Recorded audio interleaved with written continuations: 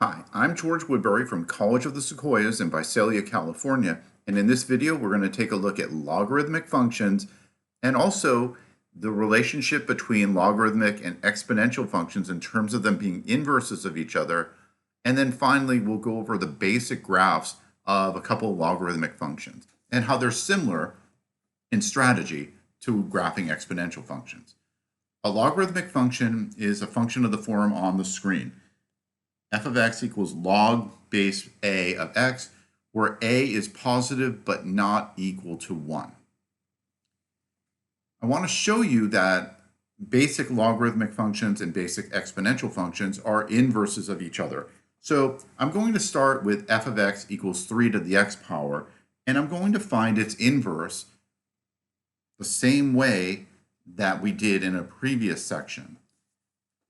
We begin by replacing f of x by the variable y, and then we switch x and y. So x equals 3 to the y power.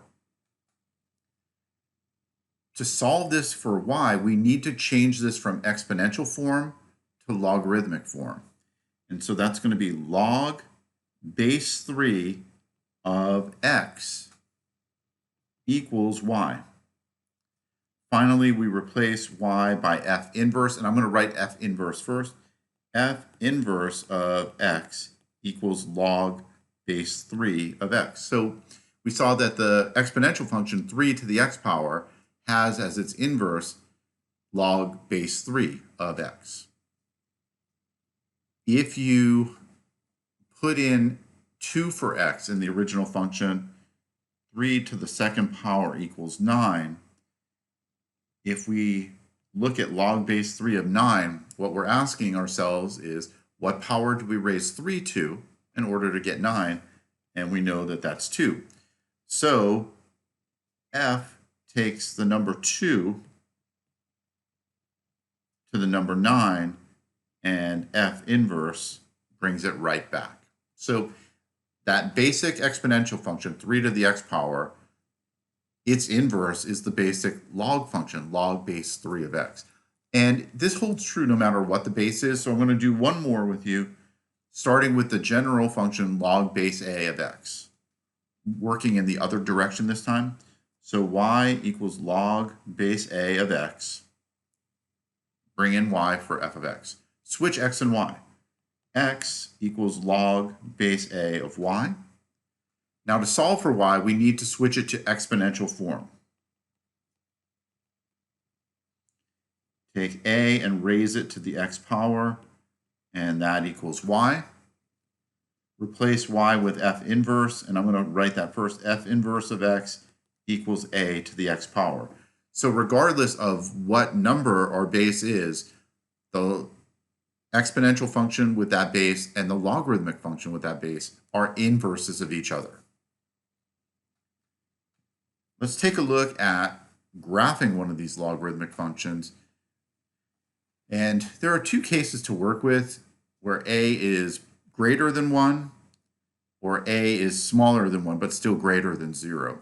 And the major difference is actually whether it's increasing or decreasing. So if a is positive, this is an increasing function, and it's going to be continuous on its entire domain, which is 0, infinity, not including 0. There's going to be a vertical asymptote, which is the y-axis, or x equals 0.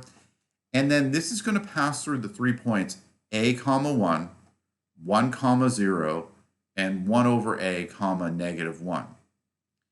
And I'll show you why those 3 points are there. Now, those 3 points should look familiar because instead of a1, we used 1a when we were graphing exponential functions. We had the x and y's reversed. So let's take a look at how to handle graphing f of x equals log base 3 of x. So as I mentioned, there's going to be a vertical asymptote on the y-axis. So there's going to be a vertical asymptote there. It says it's going to pass through the points a1, 1, 0, and 1 over a, negative 1. And our value of a in this case is 3. It's log base 3 of x. So the first point is going to be at 3, 1. 3, 1, right there. The next point is at 1, 0. I'm going to put 1 there. And then finally, 1 over a, -1, would be 1 over 3, -1. So 1/3 down to -1, something like that. And the graph looks like that. Now, let me zoom out just a little bit.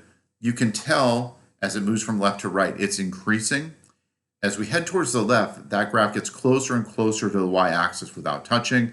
But when we read it left to right, it's continually increasing. And it's continuous because there's no gaps. We can draw it without lifting the pencil off the table. So why did those points work? Well, think about, let me blow this back up again. Think about log base 3 of 3. What power do we raise 3 to in order to get 3? Well, we know that that's 1. So here's our x, here is our y, 3, 1. If we put in 1 for x, log base 3 of 1, 3 to what power equals 1? 3 to the 0 power equals 1. So that's where our 1, 0 comes from. Finally, log base 3 of 1/3. 3 to what power equals 1/3? Well, that's 1 over 3 to the first, or 3 to the negative first. And that's where our